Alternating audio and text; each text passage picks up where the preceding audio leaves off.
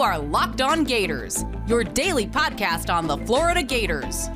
Part of the Locked On Podcast Network, your team every day.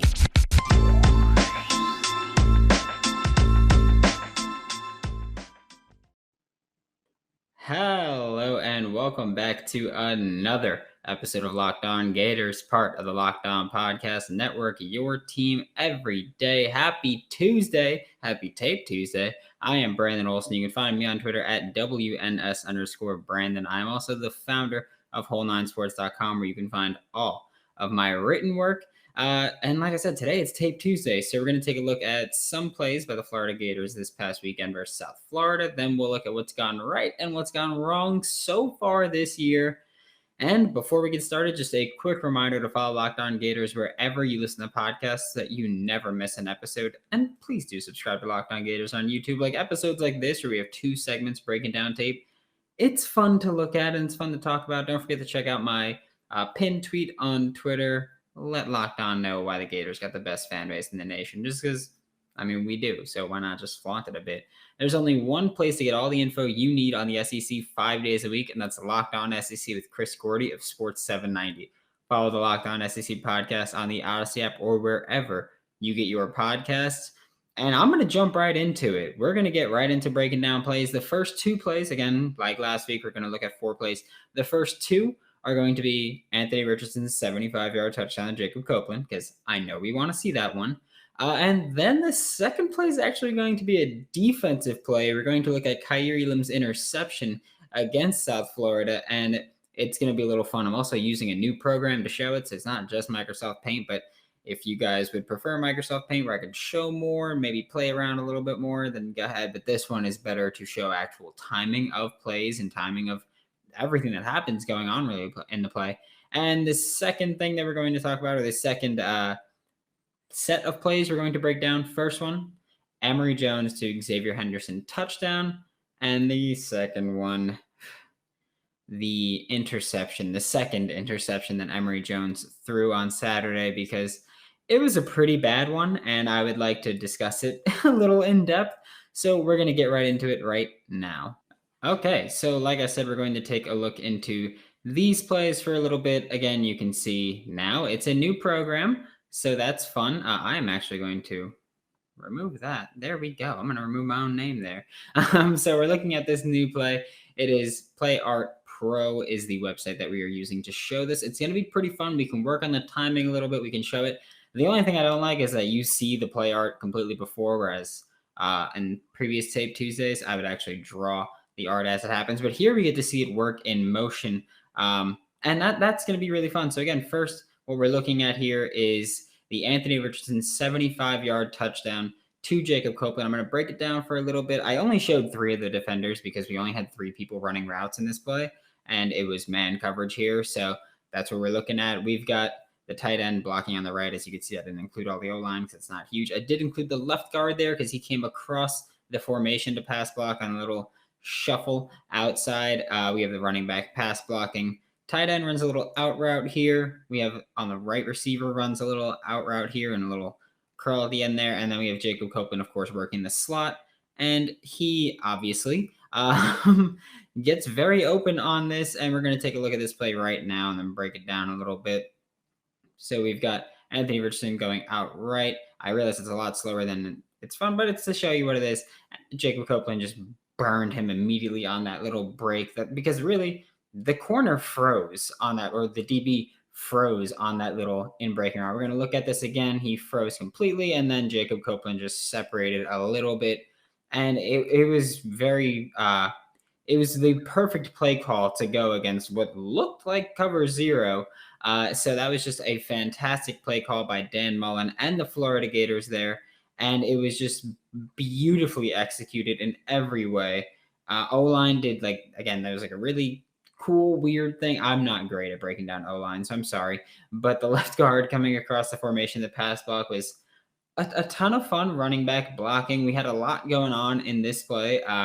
It was cool. But yeah, that little corner route, or that little post route is what got Jacob Copeland wide open to score that touchdown. It was a huge gain. It was a beautiful gain, by the way. I loved watching it. That was a fantastic play. And now We're going to look at this next play. This is, again, Kaiir Elam's interception. So it is a 3rd and 9 in the second quarter, if you didn't see Cade Fortin's quarterback here. Because, again, in this case, the red is the Florida Gators. The orange, yellow, goldish are South Florida Bulls. And it's a fun play to look at. You can see how everything works out, and it was just great. It was also not great, just a passing attack for the South Florida Bulls. I have this little running back going barely running that little whatever you want to call that. He was blocking at this point. I just showed him moving up a little bit because he stepped up and held off Jeremiah Moon for just a little bit. Just a very tiny bit. He held off Jeremiah Moon, who still ultimately pressured Cade Fortin into throwing this bad ball. And that's kind of what forced this interception. So Jeremiah Moon didn't hit home to get the sack. He did get a sack earlier in the game, but he didn't get home for this sack, and he got the pressure to force the bad ball here. And the Gators, it looks like, to me at least, cover one hole. I know I didn't include the linebackers. I only really tried including players that made immediate impacts on the play, or at least forced something in that way. But the linebackers didn't in this case. So it's basically looking like a 5-on-5 here.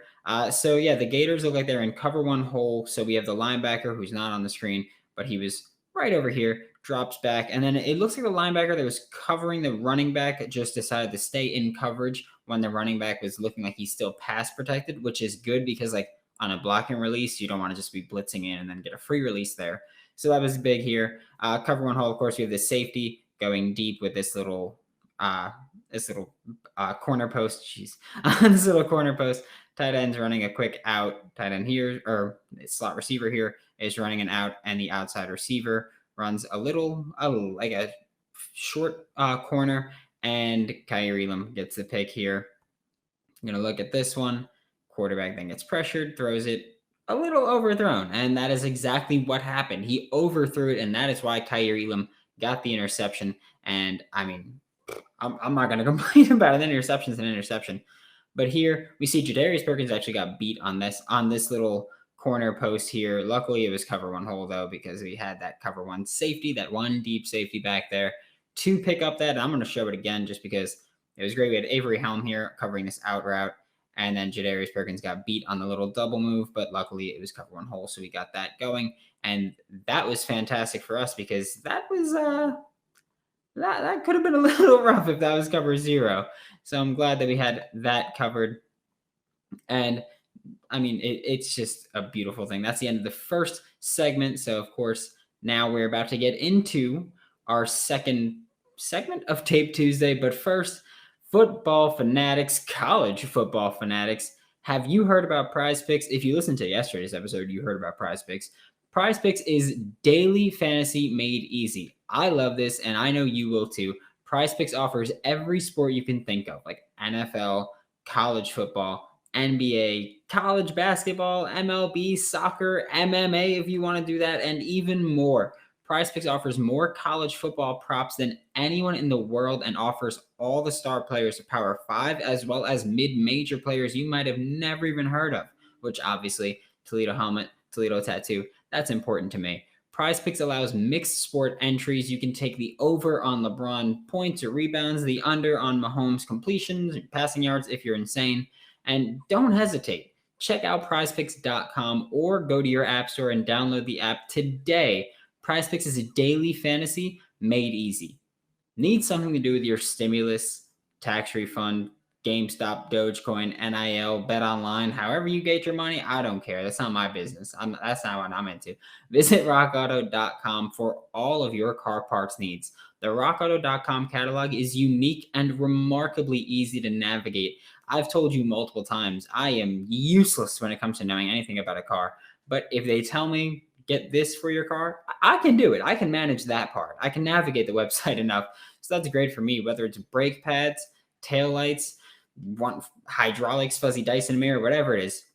Go to rockauto.com right now and see all the parts available for your car or truck. Whether it's for your classic or daily driver, get everything you need in a few easy clicks delivered directly to your door, right? Locked On in their How Did You Hear About Us box so that they know exactly who sent you. That's Locked On, LOCKED. Put a space in this one, ON. All right, here we are. We're getting right back into it. The first play of the second segment, which is fun to say, is Emory Jones throwing a touchdown pass to Xavier Henderson. It was a great ball and a great catch. I will say, I I realize that we've given Emery quite a bit of flack for his slow processing this week. Last week, I think he was okay, but again, there wasn't a ton to process. It was RPOs, so quick decisions is what we needed. And yeah, that's where we're at. I mean, it still wasn't good, but it wasn't terrible at all. And I mean, yeah, this is simply a good decision because it looks to me on this play, I know that we've got the running back running a swing route here. Emery didn't even look at that, even though Naquan Wright was like, calling for it. And that's a fun, you're going to get to see that in that little box. But we've got that. We've got that little zig in or shake route is covered. There's cover 3 here, it looks like. So that's covered underneath. But again, that isn't one of the primary reads on the play. So that's why it's not included here. And the far right literally just ran up and stopped and just waited. We have running the post route that is Emory Gamble, and then we have Xavier Henderson on that left. He didn't make as much of a move there, but in order for this website to work, I needed to separate it a little bit. So that's where we're at, but it was just a little fake in, and then he just went right back into the go route there. And so we're going to take a look at this play to see how it works. Emory Jones drops back. He's got the post, or he's got the go route there. And here's where I think we were looking at, or here's what I think Emory Jones was looking at, because cover 3, again, maybe they weren't expecting cover 3, maybe they were, but this is cover 3 at this point. So when I'm looking at this play, I see Emory Jones looking at that deep safety right here. He's looking at that deep middle. That's his read on the play. That's his key. If the deep safety goes out here, Emery would then look for Emory Gamble on the post route. And of course, Emory Gamble had someone underneath. But if that safety moves out of position and loses his discipline, that's a touchdown over the top. But the safety dropped back and took over the middle of the field like he should have. He was the deep middle. And then I guess Emory Jones was like, I've got Xavier Henderson, who's a pretty big dude, just running one-on-one with a corner, and I'm going to trust him. And granted, this play could have gone very poorly. Emory Jones threw a good ball, and it was a great catch. But if the corner, who didn't turn around to make the play on the ball, if he did turn around to make a play on the ball, that could have been picked. But again, it's a lot easier to say turn around and make a play on the ball than it is to do that. So we're going to look at this again. Emory Jones, and this was a tight window throw too. Like, that's a very important thing. Henderson did create a little bit of separation with that little fake, and that's ultimately what led to this ball being a good ball and being a good read here. I realize that, again, we've given Emery a lot of slack for his ability to read a defense. This one right here, nailed it. Like, this was a fantastic play by Emery, fantastic read, and trusting your receivers in one-on-one. If you watched, I know that a lot of you guys are Buccaneers fans, so if you watched Tampa Bay versus Dallas last Thursday, you saw that a lot of times when Dallas had one-on-one with their receivers, they would just throw it to them. And that's what we have here. Again, I'll show it again.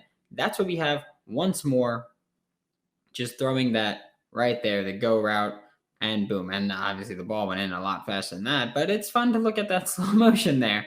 So that was a fantastic touchdown, fantastic read. Now we're going to look at a not so fantastic touchdown, not so fantastic read. We're going to look at Emory Jones's interception. When we look at this, I realize there's a lot going on here. The defense is in cover 3 buzz. What cover 3 buzz means is that you've got your deep 3, you've got your, obviously, deep thirds on the outside, deep third in the middle, and then you've got one of your safeties creeps up to play a little bit of a, if you play Madden, you know it's a hook curl. So that means that he's playing one of those little yellow routes. That's what we've got at this point. That's what this safety right here is doing. He creeps up, and that actually ends up playing a part in this, because if he doesn't do that, then we have this little in route here. That's an important part that we're looking at here. Naquan Wright goes, this is a play fake right here. Naquan Wright goes maybe half speed going into the flat here. But again, that works out for us in this case, or could have worked out for us in this case. You've got Trent Whitmore running right across the formation. You've got a post route here to hopefully bring up the defense, and it does bring up the defense. This corner ends up playing way farther off than he initially should have. You've got the flat here that gets covered. There's a linebacker that comes into this, but it doesn't look like Emery looks there at all, which is why I didn't include it in the play. And so we're going to watch this run through again. This is Emory Jones interception. You've got this defender runs into the flat. He's got a flat, and he reads Emery's eyes because Emery called it late. So we're going to look at this, and we've got defense covering, and that's legitimately where Trent Whitmore was open, right in this area of the field. He is wide open on tape and in this play design, and it was a fantastically horrible read by Emory Jones, or a fantastic read, but about 2 seconds too late. We're going to play it again here, and we're going to look. This post draws this corner up. The safety's covering it deep. Of course, it's cover 3 buzz, and the corner here kind of plays out for the deep and then comes in with the in route. He kind of bites on it a little bit. And here's one thing that really bothers me about the play is that I realized I didn't draw him, but there's a linebacker over here. But that means that we've got Naquan Wright and a linebacker and no defenders on this third of the field. So if Emery would have just taken the check down here, that's a potentially huge gain. He didn't take the check down. He wanted to be more aggressive. And because of that, he threw an interception, his second of the game, his fourth of the season. And it was just rough to see, if we're going to be honest. It was a very rough interception, a very rough decision, and a very poor decision at that on top of that. That's where we're at with that. That was just atrocious reading the defense. And if he tries doing that against Bama, we're screwed. I'm just going to leave it at that. And week 2 has come and gone, and I hope you all made some money this week, because I'll be just very openly honest with you. I know I did, especially on Toledo covering a 16.5-point spread against Notre Dame, which, granted, was betting with my heart, not with my head, but hey, it worked out, so I'm cool with it.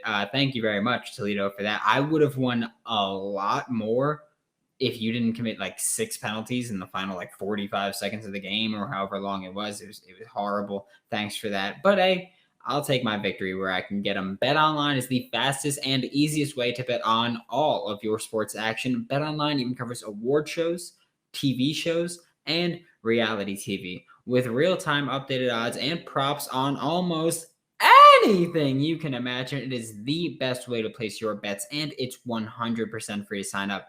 Head to the website or use your mobile device today and sign up to receive a 100% welcome bonus on your first deposit. BetOnline, your online sportsbook experts. Don't forget to use promo code LOCKEDON. That is LOCKED, no space, ON, for your 100% welcome bonus on your first deposit. Now, to wrap up today's show, we're going to talk about what's gone right and what's gone wrong so far for the Florida Gators. This segment probably going to be a little bit shorter just because the first 2 took up so much time, and I realize I said that, and it's probably just going to take as long as it always does, because I always say that. But what's gone right so far is the rushing attack has created consistent explosive plays, which we severely lacked last year. That was just horrible. Our rushing attack, to be very blunt, sucked last year, and that's not an issue so far this year. Again, it's been against lesser competition, but our offensive line so far, another good thing that's gone right, they've been pretty reliable. They've broken down a couple times in pass protection so far, but they've been very solid run blocking. I'm slightly concerned about how they'll hold up against Bama, because they've done well against Florida Atlantic and South Florida, and those aren't exactly defensive line stalwarts at any stretch of the imagination. So I'm a little worried about Alabama, but so far our offensive line and our running game have been very good, and hopefully they can keep it going, because if we go in one-dimensional with our passing attack, we're screwed, because our passing attack is just, I'll get to it. another good thing, the final thing that's gone right for us, our pass rush, again, they only hit home once this weekend. They only got 1 sack this weekend, but they've significantly improved over last year. Again, we only got 1 sack this year, but we got pressure more consistently. Specifically, look at Jeremiah Moon, who he got pressure on that South Florida interception to Kaiir Elam. That was fantastic by him. He didn't hit home with the sack, but he got pressure. He hurried the throw and kind of forced that interception. So he's been someone who's thriving as someone who plays inside linebacker and edge rusher for us. So incredibly happy for Jeremiah Moon, incredibly excited for this pass rush. And I can't wait to watch our defensive line take on Alabama's offensive line this week. What has gone wrong for this team? Our passing attack has been boom or bust, but mostly bust because, again, we've had a few big plays, but aside from that, it's been just so pedestrian, I guess I'll say. So that's incredibly disappointing for me. Our coverage has been lackadaisical at times. I'm not a huge fan of the play calling, but I'm not even talking about that at this point. I realize I've been killing the Gators for playing off coverage so much, but that's not even what I'm talking about. Also, that interception that Kaiir Elam had, it was press coverage. So he was actually bumping the receiver at the line. It was a fantastic play. But I'm talking more about the inconsistency. I like that we've had young people play, young corners play, specifically at corner 2. We've had Helm and Marshall Jr. work in a lot, but they've been pretty inconsistent. I mentioned it yesterday. Look at Saturday's game. There was one point in the game where South Florida just went at Avery Helm repeatedly. Alabama's going to do that probably. They're going to do that, and they're probably going to find success. So what's gone wrong is the inconsistency in coverage. Even looking at, I mentioned this again yesterday, the Saturday game against South Florida, they ran a double pass, and our whole defense bit on it, and it was terrible, like unacceptable. Bama's going to notice that, and Bama's going to say, okay, they're undisciplined and they're aggressive. Let's take advantage. And that's going to suck when they do expose that. Also, what's gone wrong? Penalties in week 1, some foolish ones in week 2, but nothing majorly awful. But if we play undisciplined football against Alabama, which again, like I just mentioned with the double pass, penalties happen in this issue, but it's more the undisciplined bit of the game, where if we do that against Alabama, adios. We're going to get murdered. It's as simple as that. We need to clean it up. We need to play better. We need to play more responsible and disciplined football.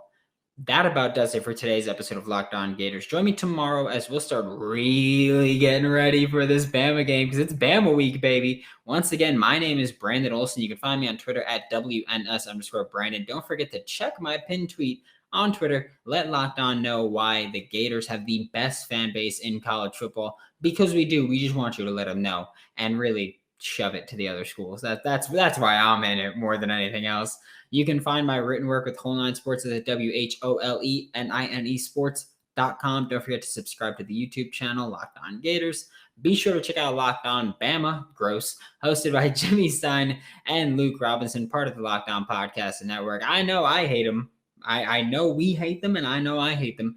But I'll shout them out during Bama week. Why not? It can't hurt to listen to an enemy podcast. And we're trying to set up a little bit of a crossover, so I'll get to talk trash directly to them, and I can't wait for it. Betting on the Gators doesn't have to be a guessing game if you listen to the new Locked On Bets podcast hosted by your boy Q and Lee Sterling, who is a handicapping expert, by the way. Get daily picks, blowout specials, wrong team favorite picks, and Lee Sterling's lock of the day. Follow Locked On Bets podcast, brought to you by BetOnline.ag, wherever you listen to podcasts.